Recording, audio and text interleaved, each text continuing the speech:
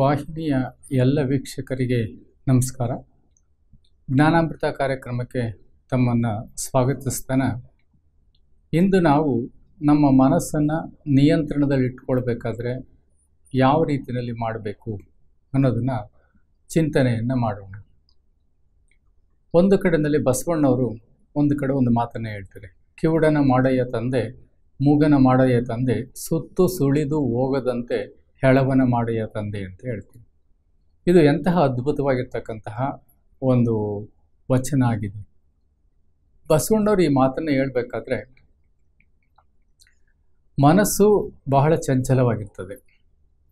ಹಾಗಾಗಿ ಈ ಮನಸ್ಸನ್ನು ನಿಯಂತ್ರಿಸಬೇಕಾದ್ರೆ ನಾವು ನಮ್ಮನ್ನು ನಾವು ಮೂಕನ ಮಾಡಯ್ಯ ತಂದೆ ಅಂತ ಹೇಳ್ತಾರೆ. ಅಂದರೆ ಮೂಕನ ಮಾಡಯ್ಯ ತಂದೆ ಅಂದರೆ ನಾವು ಭಕ್ತಿಯನ್ನಾದರೂ ಮಾಡಲಿ, ಪ್ರಾರ್ಥನೆಯನ್ನಾದರೂ ಮಾಡಲಿ, ಅಥವಾ ಧ್ಯಾನ ಅಥವಾ ಯೋಗ ಹಾಗೂ ಭಗವಂತನೊಡನೆ ನಾವು ಅನುಸಂಧಾನ ಮಾಡಬೇಕಂತ ಹೇಳಿದರೆ ನಮ್ಮ ಮಾತುಗಳನ್ನು ನಾವು ಕಡಿಮೆ ಮಾಡಬೇಕಾಗ್ತದೆ. ಯಾಕೆ ಕಡಿಮೆ ಮಾಡಬೇಕಾಗ್ತದೆ ಅಂತ ಹೇಳಿದರೆ, ಮಾತಿಗೂ ಸಂಕಲ್ಪಕ್ಕೂ ಒಂದು it is interdependent and interlinked, or we can call it as a two face of the same coin ಅಂತ ಕರಿತೀವಿ. ಅಂದರೆ ತಾನು ಒಳಗೇನೆ ಒಂದು ಇನ್ನೊಂದರೊಡನೆ ಸಂಬಂಧವನ್ನು ಹೊಂದಿದೆ ಹಾಗೂ ಒಂದು ಇನ್ನೊಂದನ್ನು ಅವಲಂಬಿಸಿದೆ, ಅಥವಾ ಒಂದೇ ನಾಣ್ಯದ ಎರಡು ಮುಖಗಳು ಅಂತ ಹೇಳ್ಬೋದು. ಕಾರಣ ಏನಂತಂದರೆ, ನಾವು ಹೆಚ್ಚು ಮಾತನಾಡುತ್ತಾ ಹೋದ ಹಾಗೆ ನಮ್ಮ ಎನರ್ಜಿ ಅಂತ ಹೇಳಿದರೆ ನಮ್ಮ ಒಂದು ಶಕ್ತಿ ವ್ಯಯವಾಗ್ತಾ ಹೋಗ್ತದೆ. ಎರಡನೇದಾಗಿ ನಮ್ಮ ಆಲೋಚನೆಗಳ ವಿಧಾನವೂ ಸಹಿತವಾಗಿ ಆವೇಗಗಳನ್ನು ತಾಳ್ತದೆ. ಯಾವಾಗ ಮಾತು ಹೆಚ್ಚಾದಾಗ ನಮ್ಮ ಮನಸ್ಸು ಆವೇಗಗಳನ್ನು ತಾಳಿದಾಗ ಅದು ನಿಯಂತ್ರಣಕ್ಕೆ ಸಿಗದೆ ಚಂಚಲತೆಯನ್ನು ಅನುಭವಿಸ್ತದೆ ಅಥವಾ ಚಂಚಲವಾಗ್ತದೆ ಅಂತ ಹೇಳ್ಬೋದು. ಅದಕ್ಕೋಸ್ಕರವಾಗಿ ಮಾತಿನಲ್ಲಿ ಎರಡು ವಿಧಗಳಿದೆ. ಒಂದು ಸಕಾರಾತ್ಮಕ ಅಥವಾ ಶುಭ ಸಂಕಲ್ಪಗಳಂತ ಕರಿತೀವಿ, ಅಥವಾ ಅಶುಭ ಸಂಕಲ್ಪಗಳು ಅಥವಾ ನೆಗೆಟಿವ್ ಥಾಟ್ಸ್ ಅಂತೇಳಿ ಕರಿತೀವಿ. ಪಾಸಿಟಿವ್ ಅಥವಾ ನೆಗೆಟಿವ್ ಅಂತೇಳಿ ನಾವು ಕರಿತೀವಿ. ಹಾಗಾಗಿ ನೀವು ಶುಭ ವಿಚಾರಗಳನ್ನು, ಶ್ರೇಷ್ಠ ವಿಚಾರಗಳನ್ನು ನೀವೆಷ್ಟೇ ಹೇಳಿದರೂ ಸಹಿತವಾಗಿ ಮನಸ್ಸು ಏನು ವಿಚಲಿತವಾಗೋದಿಲ್ಲ. ಆದರೆ ಎಷ್ಟನ್ನು ನಾವು ನಕಾರಾತ್ಮಕ ವಿಚಾರಗಳನ್ನ ಹೇಳ್ತಾ ಹೋಗ್ತೀವಿ, ಆ ನಕಾರಾತ್ಮಕ ವಿಚಾರಕ್ಕೂ ಮತ್ತು ಇಮೋಷ್ನಲ್ ಇಂಬ್ಯಾಲೆನ್ಸಸ್ ಅಂತೇಳಿ ಕರಿತೀವಿ. ಅಂದರೆ ಮನಸ್ಸಿನ ಆವೇಗಗಳಿಗೂ ಒಂದು ಸಂಬಂಧ ಇದೆ. ನಾವು ಮನಸ್ಸಿನ ಆವೇಗ ಹೇಗಿರ್ತದೆ ಅದೇ ರೀತಿಯಲ್ಲಿ ಮಾತನಾಡ್ತೀವಿ. ಯಾಕೆ ಅಂದರೆ ಮನಸ್ಸಿನ ಆವೇಗ ಕ್ರೋಧದಿಂದ ಕೂಡಿದರೆ, ಈರ್ಷ್ಯೆಯಿಂದ ಕೂಡಿದರೆ, ಅಥವಾ ದ್ವೇಷ, ಅಸೂಯೆ ಅಥವಾ ಹೊಟ್ಟೆ ಕಿಚ್ಚು, ಹೀಗೆ ಹಲವಾರು ರೀತಿಯಾಗಿರ್ತಕ್ಕಂತಹ ನಕಾರಾತ್ಮಕ ವಿಚಾರಗಳು ನಮ್ಮ ಆವೇಗಗಳ ಮೇಲೆ, ಎಮೋಷನ್ಸ್ ಮೇಲೆ ಏನಾದರೂ ಪರಿಣಾಮ ಇದ್ದಾಗ ನಮ್ಮ ಮಾತುಗಳು ಸಹಿತವಾಗಿ ನೆಗೆಟಿವ್ ಆಗಿ ಬರ್ತದೆ. ಅದಕ್ಕೋಸ್ಕರವಾಗಿ ಬಸವಣ್ಣರು ಹೇಳ್ತಕ್ಕಂಥದ್ದು ಮೂಕನ ಮಾಡಯ್ಯ ತಂದೆ ಅಂತ. ಮೂಕನ ಮಾಡಯ್ಯ ಅಂತ ಹೇಳಿದ್ರೆ ನಾನು ಮೌನ ಬಹಳಷ್ಟು ಮುಖ್ಯ ಅಂತ ಹೇಳ್ತೀವಿ. ನಾವು ಅದನ್ನು ಹೇಳ್ತೀವಿ, ಮಾತು ಬೆಳ್ಳಿ ಮೌನ ಬಂಗಾರ ಅಂತೇಳಿ ನಾವು ಕರಿತೀವಿ. ಹಾಗಾಗಿ ನಮ್ಮ ಜೀವನದಲ್ಲಿ ನಾವು ಭಗವಂತರನ್ನೇ ಅನುಸಂಧಾನ ಮಾಡಬೇಕು. ಅಥವಾ ವಿದ್ಯಾರ್ಥಿಗಳಾಗಿದ್ದರೆ ಅಥವಾ ಅಧ್ಯಯನಶೀಲರಾಗಿದ್ದರೆ, ಸಂಶೋಧನಾಶೀಲರಾಗಿದ್ದರೆ ನಿಮಗೆ ಏಕಾಗ್ರತೆ ಬೇಕಾಗ್ತದೆ. ಹಾಗೆಯೇ ನಮಗೆ ಏಕಾಗ್ರತೆಯ ಜೊತೆಗೆ ಒಂದು ವಿಷಯದಲ್ಲಿ ತಲ್ಲೀನತೆ ಬೇಕಾಗ್ತದೆ. ಯಾವುದೇ ಒಂದು ವಿಷಯವನ್ನು ಅಧ್ಯಾಪನ ಅಥವಾ ಅದರ ಆಳವನ್ನು ಅಳೆದು ಅದರ ಅರಿವೇನಿದೆ ಅದನ್ನು ತಿಳ್ಕೊಳ್ಬೇಕು ಅಂತ ಹೇಳಿದರೆ ನಮಗೆ ಮಾತುಗಳು ಕಡಿಮೆ ಆಗಬೇಕು. ಯಾಕೆಂದರೆ ಒಂದು ವಿಷಯದ ಮೇಲೆ ನಮ್ಮ ಮನಸ್ಸು ತಲ್ಲೀನಗೊಳ್ಳಬೇಕು, ಅಥವಾ ಆ ವಿಷಯದಲ್ಲಿ ಆಸಕ್ತಿಯನ್ನು ತೋರಬೇಕು.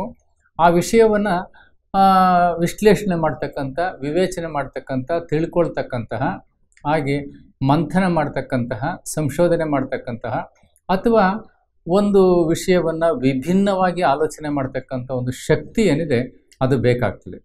ಆ ಶಕ್ತಿ ಬೇಕು ಅಂತ ಹೇಳಿದರೆ ನಮ್ಮ ಮಾತುಗಳನ್ನು ಕಡಿಮೆ ಮಾತಾಡಬೇಕಾಗ್ತದೆ. ಹಾಗಾಗಿನ ಮಾತುಗಳು ಹೆಚ್ಚಾದಷ್ಟು ನಮ್ಮ ಮನಸ್ಸಿನ ಸಂಕಲ್ಪ, ವಿಕಲ್ಪ, ಹಾಗೆಯೇ ನಮ್ಮ ಭಾವನೆಗಳ ಮೇಲೆ ಅದು ದುಷ್ಪರಿಣಾಮವನ್ನು ಉಂಟು ಮಾಡ್ತದೆ. ಹಾಗಾಗಿನ ಸಾಮಾನ್ಯವಾಗಿ ವಿಜ್ಞಾನಿಗಳನ್ನು ನೋಡಿ, ಅವರು ಸಂಶೋಧನೆಯನ್ನು ಮಾಡೋದರಲ್ಲಿ ತಲ್ಲೀನರಾಗಿರ್ತಾರೆ ಹೊರತು ಅವರು ಹೆಚ್ಚು ಮಾತಾಡೋದಿಲ್ಲ. ಅವರು ಕೃತಿ ಜಾಸ್ತಿನೇ ಹೊರತು ಮಾತು ಕಡಿಮೆ ಇರ್ತದೆ. ಯಾರೇ ಆಗಲಿ ಹೇಳು, ಕರ್ತವ್ಯ ಪ್ರಜ್ಞೆ ಇದ್ದಾಗ ಅಥವಾ ಅವರು ಕರ್ಮದ ಬಗ್ಗೆ ಹೆಚ್ಚು ಒಲವನ್ನು ಕೊಟ್ಟಾಗ ಅವ್ರ ಮಾತು ಕಡಿಮೆ ಆಗಿರ್ತದೆ. ಈಗ ಶರಣರು ಒಂದು ಕಡೆ ಒಂದು ಮಾತನ್ನು ಹೇಳ್ತಾರೆ, ಕಾಯಕದಲ್ಲಿ ನಿರತರಾಗಿದ್ದಾಗ ಕಾಯಕದಲ್ಲಿ ನಿರತನಾಗಿದ್ದೊಡೆ ಜಂಗಮ ಬಂದರೂ ಮಾತನಾಡಿಸ್ಬೇಡ, ಈಶ್ವರ ಬಂದರೂ ಮಾತನಾಡಿಸ್ಬೇಡ, ನಿಮ್ಮ ಸಂಬಂಧಿಗಳು ಯಾರು ಬಂದರೂ ಮಾತನಾಡಿಸ್ಬೇಡ. ಸೊ ನಿನ್ನ ಕರ್ಮದಲ್ಲಿ ಅಥವಾ ನಿನ್ನ ಕೆಲಸದಲ್ಲಿ, ನಿನ್ನ ಉದ್ಯೋಗದಲ್ಲಿ ನೀನು ತೊಡಗಿಸ್ಕೊಳ್ಬೇಕೇ ಹೊರತು ಮನಸ್ಸನ್ನು ನೀನು ಅವರ ಕಡೆ ಅರಿಬಿಡಬಾರ್ದು. ಅದು ಯೋಗಿಯ ಲಕ್ಷಣ ಅಂತೇಳಿ ಹೇಳ್ತಾರೆ. ಕಾಯಕದಲ್ಲಿ ನಿರತರಾಡದೆ ಯಾರು ಬಂದರೂ ಮಾತಾಡೋಕೆ ಹೋಗ್ಬೇಡ ಅಂತ. ನೋಡಿ ಎಷ್ಟೊಂದು ಬಸವಣ್ಣವರು ಮಾತಿನ ಬಗ್ಗೆ ಅಥವಾ ಅವರು ಭಗವಂತನೊಡನೆ ಅನುಸಂಧಾನ ಮಾಡಬೇಕಂದ್ರೆ ಏನೆಲ್ಲವನ್ನು ತನ್ನ ಜೀವನದಲ್ಲಿ ಆದಂಥ ಅನುಭವಗಳನ್ನು ವಚನದಲ್ಲಿ, ಸಾಹಿತ್ಯದಲ್ಲಿ ಅವರು ಕಟ್ಟಿಕೊಡ್ತಾ ಹೋಗ್ತಾರೆ. ಹಾಗಾಗಿ ನಮಗೆ ಆ ಕರ್ಮದಲ್ಲಿ ತಲ್ಲೀನತೆ ಬರಬೇಕು, ಆ ಕರ್ಮದಲ್ಲಿ ವಿಶೇಷವಾಗಿರ್ತಕ್ಕಂಥದ್ದನ್ನು ನಾವು ರೂಢಿಸಬೇಕು ಅಂತ ಹೇಳಿದ್ವಿ. ಈಗ ಉದಾಹರಣೆಯನ್ನು ನಾವು ಹೇಳೋದಾದರೆ, ಒಂದು ದೊಡ್ಡ ದೇವಸ್ಥಾನವನ್ನು ಯಾರೋ ಒಬ್ಬರು ಕಟ್ಟಿಸ್ತಾ ಇದ್ದಾರೆ, ಶಿಲ್ಪಿಗಳೆಲ್ಲ ಕೆತ್ತುತ್ತಾ ಇದ್ದಾರೆ. ಶಿಲ್ಪಿಗಳೆಲ್ಲ ಕೆತ್ತುತ್ತಾ ಇರಬೇಕಾದ್ರೆ ಅಲ್ಲಿ ನೋಡ್ಲಿಕ್ಕೆ ಬಂದವರು ಯಾರೋ ಒಬ್ಬನ ಕೇಳ್ತಾರೆ, ಏನಯ್ಯ ಏನು ಮಾಡ್ತಿದ್ದೀರಪ್ಪ ಅಂತ. ಆಗ ಅವನೊಂದು ಮಾತನ್ನೇ ಹೇಳ್ತಾನೆ, ಅಲ್ಲೋ ಸಮಯ ನಿಮಗೆ ಕಣ್ಣಿಗೆ ಕಾಣೋದಿಲ್ವಾ, ನಾನಿಲ್ಲಿ ವಿಗ್ರಹವನ್ನು ಕೆತ್ತುತ್ತಾ ಇದ್ದೀನಿ ಅಂತ ಹೇಳ್ತಾರೆ. ಸರಿ ಅಂತ ಹೇಳ್ಬಿಟ್ಟು ಅವನು ಮುಂದಿನ ಇದಕ್ಕೆ ಹೋಗ್ತಾನೆ. ಅಲ್ಲಿ ಹೋದಾಗ ಅಲ್ಲಿ ಒಬ್ಬ ಶಿಲ್ಪಿ ತನ್ನ ಯಾವುದೋ ಒಂದು ಮೂರ್ತಿಯನ್ನು ಕಡಿತಾ ಇರ್ತಾನೆ. ಆಗ ಅವನನ್ನು ಕೇಳಿದಾಗ ಏನು ಮಾಡ್ತಿದ್ಯಾ ಅಂದರೆ, ಅವನು ಬಹಳ ಉಲ್ಲಾಸದಿಂದ, ಉತ್ಸಾಹದಿಂದ, ಸ್ವಾಮಿ, ನಮ್ಮ ಈ ಸ್ಥಳೀಯ ನಾಯಕರು ಒಂದು ದೊಡ್ಡ ಶಿವನ ದೇವಸ್ಥಾನವನ್ನು ಕಟ್ಟಬೇಕು ಅಂತೇಳಿ ಅವರ ಆಶಯವಾಗಿದೆ.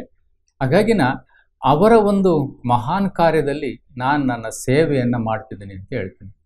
ನೋಡಿ, ಇವನು ಮಾತನಾಡಿದ್ದು ಹಾರ್ಷ್ ಆಗಿ ಮಾತನಾಡ್ತಾನೆ, ಆದರೆ ಇನ್ನೊಬ್ಬ ಮಾತನಾಡಿದ್ದು ಬಹಳ ಮಧುರವಾಗಿ ಮಾತನಾಡ್ತಾನೆ. ಹಾಗಾಗಿ ಮೊದಲನೇವನಲ್ಲಿ ಆವೇಗಗಳಲ್ಲಿ ವ್ಯತ್ಯಾಸ ಇರ್ತದೆ, ಅವರಲ್ಲಿ ಕೆಲಸದಲ್ಲಿ ತಲ್ಲೀನತೆ ಇಲ್ಲ, ಅಥವಾ ಕೆಲಸದಲ್ಲಿ ಸೂಕ್ಷ್ಮತೆ ಇಲ್ಲ, ಅಥವಾ ಕಾಯಕದಲ್ಲಿ ಅವನಿಗೆ ಸಂತೋಷ ಇಲ್ಲ. ಆದರೆ ಎರಡನೇವನಿಗೆ ಕಾಯಕದಲ್ಲಿ ಸಂತೋಷ ಇದೆ, ಕಮಿಟ್ಮೆಂಟ್ ಅಂತೇಳಿ ಕರಿತೀವಿ, ಬದ್ಧತೆ ಅಂತೇಳಿ ನಾವು ಕರಿತೀವಿ. ಈ ಬದ್ಧತೆ ಇದೆಯಲ್ಲ, ಅದು ಬಹಳಷ್ಟು ಮುಖ್ಯವಾಗಿರ್ತಕ್ಕಂಥದ್ದು. ಈ ಕೆಲಸಗಳನ್ನ ಮಾಡಬೇಕಾದ್ರೆ ನಾವು ಆ ಕೆಲಸದಲ್ಲಿ ತಲ್ಲೀನತೆಯನ್ನು ಗಳಿಸ್ಕೊಳ್ಬೇಕಾಗ್ತದೆ. ಅದನ್ನೇ ನಾವು ಬಸವಣ್ಣವ್ರು ಹೇಳಿದ್ದು ಮೂಕನ ಮಾಡಯ್ಯ ತಂದೆ. ಅಂದರೆ ಕಡಿಮೆ ಮಾತನಾಡಿ, ನೀವು ಮೆಲ್ಲಿಗೆ ಮಾತನಾಡಿ, ಆದರೆ ಮಧುರವಾಗಿ ಮಾತನಾಡಿ, ಅಥವಾ ನೀವು ಮಾತನಾಡಬೇಕಾದ್ರೆ ಶುಭ ವಿಚಾರಗಳನ್ನು, ಶ್ರೇಷ್ಠ ವಿಚಾರಗಳನ್ನು ಮಾತನಾಡಿ. ಯಾಕೆಂದರೆ ಇನ್ನೊಬ್ಬರಿಗೆ ಮಾರ್ಗದರ್ಶನ ಆಗಬೇಕು, ಇನ್ನೊಬ್ಬರಿಗೆ ಉತ್ಸಾಹ ಆಗಬೇಕು, ಇನ್ನೊಬ್ಬರು ಶ್ರೇಷ್ಠತೆಯತ್ತ ಹೋಗಬೇಕು, ಅಥವಾ ಅವು ಮಹಾವಾಕ್ಯಗಳಾಗಬೇಕು ಅಂತ ಹೇಳಿದರೆ ನಾವು ಕಡಿಮೆ ಮಾತನಾಡಬೇಕಾಗ್ತದೆ. ಹಾಗೆಯೇ ಬಸವಣ್ಣವರು ಎರಡನೇ ಮಾತನ್ನೇ ಹೇಳ್ತಾರೆ, ಕಿವುಡನ ಮಾಡಯ್ಯ ತಂದೆ ಅಂತ.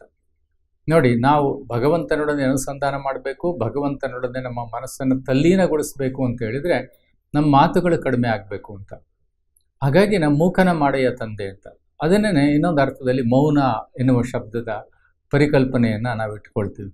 ಹಾಗಾಗಿ ಎರಡನೇದಾಗಿ ಅವ್ರು ಹೇಳ್ತಕ್ಕಂಥದ್ದು ಕಿವುಡನ ಮಾಡಯ್ಯ ತಂದೆ ಅಂತ ಹೇಳ್ತಾರೆ. ಕಿವುಡನ ಮಾಡಯ್ಯ ತಂದೆ ಅಂತ ಹೇಳಿದರೆ ಹೆಚ್ಚು ಕೇಳಬಾರ್ದು, ನಾವು ಕೇಳಬೇಕು. ಕೇಳೋದ್ರಲ್ಲಿ ಎರಡು ವಿಧಾನ, ಒಂದು ಕೇಳುವುದು ಮತ್ತು ಆಲಿಸುವುದು ಅಂತೇಳಿ ಕರಿತೀವಿ. ಈ ಆಲಿಸುವುದಿದೆಯಲ್ಲ, ಆಲಿಸುವುದು ಬಹಳ ಪ್ರಮುಖವಾಗಿರ್ತಕ್ಕಂಥದ್ದು.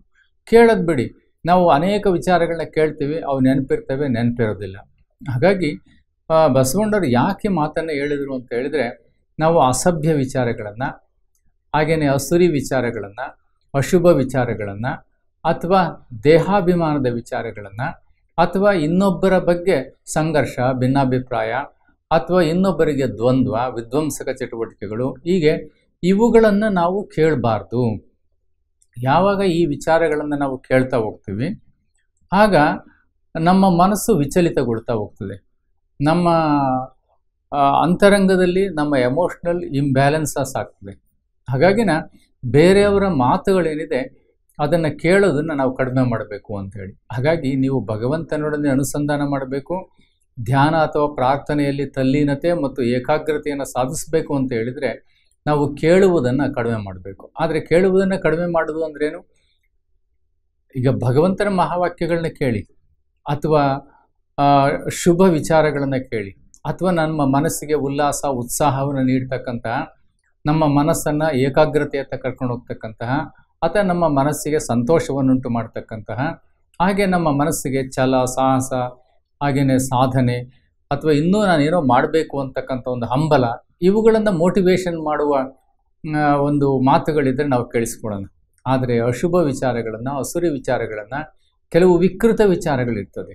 ಹಾಗಾಗಿನ ಕೆಲವು ಸರಿ ಏನಾಗುತ್ತೆ ಅಂದರೆ ಅವನು ಹೇಳೋದೊಂದು, ನಾವು ಕೇಳಿಸ್ಕೊಳ್ಳೋದೊಂದು, ಮತ್ತೆ ಕೆಲಸ ಆಗೋದೇ ಒಂದಿರ್ತದೆ. ಹಾಗಾಗಿನ ನಾವು ಯಾವಾಗಲೂ ಸಹಿತವಾಗಿ ನಾವು ಕೇಳೋದನ್ನು ಬಹಳ ಆಲಿಸಬೇಕು. ಯಾವುದನ್ನು? ಶ್ರೇಷ್ಠ ವಿಚಾರಗಳನ್ನು, ಶುಭ ವಿಚಾರಗಳನ್ನು ನಾವು ಆಲಿಸುವುದನ್ನು ಕಲಿಬೇಕೇ ಹೊರತು ಕೇಳುವುದನ್ನಲ್ಲ. ಅದಕ್ಕೇ ಬಸವಣ್ಣರು ಹೇಳಿದ್ದು, ನೀವನ್ನ ಕಿವುಡನ ಮಾಡಯ್ಯ ತಂದೆ ಅಂತೇಳಿ. ಹಾಗೆ ಮೂರನೇ ಮಾತನ್ನು ಹೇಳ್ತಾರೆ, ಸುತ್ತು ಸುಳಿದು ಹೋಗದಂತೆ ಎಳವನ ಮಾಡಯ್ಯ ತಂದೆ ಅಂತ ಹೇಳ್ತಾರೆ. ಸುತ್ತು ಸುಳಿದು ಹೋಗದಂತೆ ಎಳವನ ಮಾಡಯ್ಯ ತಂದೆ ಅಂತ ಯಾಕೆ ಹೇಳ್ತಾರೆ ಅಂತ ಹೇಳಿದ್ರೆ, ನೋಡಿ, ಇವತ್ತಿನ ಮನುಷ್ಯನಿಗೆ ಚಂಚಲತೆ, ಕೂತ್ಕೊಳ್ಳೋದಿಲ್ಲ, ನಿಂತ್ಕೊಳ್ಳೋದಿಲ್ಲ. ಒಂದು ರೀತಿಯಲ್ಲಿ ಬಾಲ ಸುಟ್ಟಂತಹ ಬೆಕ್ಕು ಇರ್ತದಲ್ಲ, ಅದು ಒಂದು ಕಡೆ ಕೂತ್ಕೊಳ್ಳಲ್ವಂತೆ, ಅಲ್ಲಿ ಇಲ್ಲಿ ಓಡಾಡ್ತಿರ್ತದಂತೆ. ಹಾಗೆಯೇ ಮನುಷ್ಯನೂ ಸಹಿತವಾಗಿ ಇವತ್ತು ಅವನ ಚಂಚಲತೆಯ ಪರಿಣಾಮವಾಗಿ ಯಾವುದರಲ್ಲಿಯೂ ಅವನಿಗೆ ಏಕಾಗ್ರತೆ ಇಲ್ಲ, ಯಾವುದರಲ್ಲಿಯೂ ಸಂತೋಷ ಇಲ್ಲ, ಯಾವುದರಲ್ಲಿಯೂ ಸಂತುಷ್ಟತೆ ಇಲ್ಲ, ಅವನಿಗೆ ಯಾವುದರಲ್ಲಿಯೂ ಒಂದು ಒಳಿತನ್ನು ನೋಡ್ತಕ್ಕಂತಹ ಮನಸ್ಥಿತಿ, ದೃಷ್ಟಿಕೋನ ಅಥವಾ ಮನಸ್ಥಿತಿ ಇಲ್ಲ. ಹಾಗಾಗಿನ ಅವನು ಚಂಚಲತೆಯಲ್ಲಿರ್ತಾನೆ. ಹಾಗಾಗಿ ನಾವು ಅಲ್ಲಿ ಹೋಗಬೇಕು, ಇಲ್ಲಿ ಹೋಗಬೇಕು, ಇದನ್ನು ನೋಡಬೇಕು, ಅದನ್ನು ನೋಡಬೇಕು ಅಂತಕ್ಕಂತಹ ಈ ಆಲೋಚನೆ ಇದೆಯಲ್ಲ, ಅದರಿಂದ ಹೊರಗಡೆ ಬನ್ನಿ. ಅದೊಂದು ವಿಷಚಕ್ರ ಅಂತ ಹೇಳ್ತಾರೆ. ನೋಡಬೇಕು, ಹೌದು, ಏನು ಅಗತ್ಯ ಇರುವುದನ್ನು ರಿಲೇಟಿವಿಟಿ ಅಂತಾರೆ. ಸಾಂದರ್ಭಿಕವಾಗಿ ನಮಗೆ ಏನು ಅಗತ್ಯ ಇದೆ ಅದನ್ನು ನೋಡೋಣ. ಏನು ಅನಗತ್ಯವಾದದನ್ನೆಲ್ಲ ನೋಡೋ ಅಗತ್ಯ ನಮಗೆ ಇರೋದಿಲ್ಲ. ಹೀಗೆ ಬಸವಣ್ಣವರು ನಮ್ಮ ಮನಸ್ಸು ಯಾವ ರೀತಿ ಇರ್ತದೆ, ನಮ್ಮ ಮನಸ್ಸನ್ನು ಹೇಗೆ ನಿಯಂತ್ರಿಸಬೇಕಾಗ್ತದೆ, ನಮ್ಮ ಆಲೋಚನೆಗಳು ಹೇಗಿರ್ತದೆ, ಆಲೋಚನೆಗಳ ಮೇಲೆ ಈ ಮೂರೂ ಎಷ್ಟು ಪರಿಣಾಮವನ್ನು ಬೀಳ್ತದೆ ಅನ್ನುವುದನ್ನು ಇನ್ನೊಂದು ಕಡೆಯಲ್ಲಿ ವಚನಕಾರನಾಗಿರ್ತಕ್ಕಂತಹ ಸರ್ವಜ್ಞ ಹೇಳ್ತಾನೆ. ಅಂದರೆ ಕಣ್ಣು, ನಾಲಿಗೆ, ಮನವು ನಿನ್ನದೇನ ಬೇಡ, ಅವ ಮೂರು ನಿನ್ನನ್ನು ಕೊಂದಾವು ಅಂತ ಹೇಳ್ತಾನೆ. ಅಂದರೆ ಕಣ್ಣು, ನಾಲಿಗೆ, ಮನವು ನೀನು ಕೆಟ್ಟದ್ದು ಅಂತಲೇ ಹೇಳ್ಬೇಡ, ಅಥವಾ ನನ್ನನ್ನು ಕೊಂದದ್ದು ಅಂತಲೇ ಹೇಳ್ಬೇಡ, ಅಥವಾ ನನಗೆ ಈ ಮೂರೂ ಸೇರಿ ನನಗೆ ಅನ್ಯಾಯ ಮಾಡಿದ್ವು ಅಂತ ಹೇಳಕೋಬೇಡ. ಯಾಕೆ ಅಂದರೆ ಕಣ್ಣು, ನಾಲಿಗೆ, ಮನವು ಈ ಮೂರೂ ಶಕ್ತಿಗಳು ಅಂತೇಳಿ ಅವನು ಹೇಳ್ತಾನೆ. ಅಂದರೆ ಕಣ್ಣೇನಿದೆ ಅದು ಮನುಷ್ಯ ಅನೇಕದನ್ನು ನೋಡ್ತೀವಿ ನಾವು, ಅನೇಕ ಸನ್ನಿವೇಶಗಳನ್ನು, ಘಟನೆಗಳನ್ನು, ಮನುಷ್ಯರನ್ನು, ಅಥವಾ ಸುಂದರವಾಗಿರೋದನ್ನು, ವಿಕೃತವಾಗಿರೋದನ್ನು, ಕೆಟ್ಟದಾಗಿರೋದನ್ನು, ಈಗ ಅನೇಕದನ್ನು ನೋಡ್ತೀವಿ. ನಾವು ನೋಡುವುದನ್ನು ಕಡಿಮೆ ಮಾಡಬೇಕು ಅಂತೇಳಿ. ಅದಕ್ಕೆ ನೀವು ಸಾಮಾನ್ಯವಾಗಿ ಸಿದ್ಧಗಂಗಾ ಶ್ರೀಗಳಿಗಿಲ್ಲ, ಶಿವಕುಮಾರ ಸ್ವಾಮಿಗಳು, ಬಟ್ ಅವರಿದ್ದಂಥ ಕಾಲದಲ್ಲಿ ಸಾಮಾನ್ಯವಾಗಿ ಅವರು ಯಾರನ್ನೂ ನೋಡ್ತಾ ಇರಲಿಲ್ಲ. ಯಾವಾಗಲೂ ಸಹಿತವಾಗಿ ಮುಖವನ್ನು ಹೀಗೆ ಕೆಳಗಡೆ ಮಾಡ್ಕೊಂಡಿರ್ತಾಯಿದ್ರು. ಅಂದರೆ ಮಾತನಾಡ್ತಾ ಇದ್ರು, ಎಲ್ರಿಗೂ ವಚನಗಳನ್ನು ಎಲ್ಲ ಸೇವೆಯನ್ನು ಮಾಡ್ತಾಯಿದ್ರು. ಬಟ್ ಅವರು ನೋಡುವುದು ಕಡಿಮೆ. ಯಾಕೆ ಅಂದರೆ ಹೆಚ್ಚು ವಸ್ತುಗಳನ್ನು ನೋಡಿದಷ್ಟು, ಹೆಚ್ಚು ಘಟನೆಗಳನ್ನು ನೋಡಿದಷ್ಟು, ಹೆಚ್ಚು ಸನ್ನಿವೇಶಗಳನ್ನು ನೋಡಿದಷ್ಟು, ಹೆಚ್ಚು ವ್ಯಕ್ತಿಗಳನ್ನು ನೋಡಿದಷ್ಟು ಮನಸ್ಸು ವಿಚಲಿತಗೊಳ್ತದೆ. ಅದಕ್ಕೋಸ್ಕರವಾಗಿ ನಾವು ದೃಷ್ಟಿ ಅಂತೇಳಿ ಕರಿತೀವಿ, ದೃಷ್ಟಿಯಂತೆ ಸೃಷ್ಟಿ ಅಂತೇಳಿ ಕರಿತೀವಿ. ನಾವೇನು ನೋಡ್ತೀವೋ ಅದರಂತೆ ನಮ್ಮ ಮನಸ್ಸಿನಲ್ಲಿ ಆಲೋಚನೆಗಳು ಬರ್ತದೆ. ಆಲೋಚನೆಗಳು ಹೇಗೆ ಬರ್ತದೆ ಹಾಗೇ ನಾವೇನು ಮಾಡ್ತಾ ಹೋಗ್ತೀವಿ, ಅದರ ರಚನೆಯನ್ನು ಮಾಡ್ತೀವಿ ಜಗತ್ತಿನಲ್ಲಿ. ಹಾಗಾಗಿ ನಮ್ಮ ದೃಷ್ಟಿಯೂ ಸಹಿತವಾಗಿ ಶ್ರೇಷ್ಠವಾಗಿರಬೇಕು. ನೋಡಬೇಕಾದ್ರೆ ನಾವು ಸಾಕ್ಷಿ ದೃಷ್ಟಿಯಿಂದ ನೋಡಬೇಕಾಗ್ತದೆ. ಧರ್ಮದರ್ಶಿಯಾಗಿ ನಾವು ಧರ್ಮದರ್ಶಿಯಾಗಿ ನಾವು ನೋಡಬೇಕಾಗ್ತದೆ.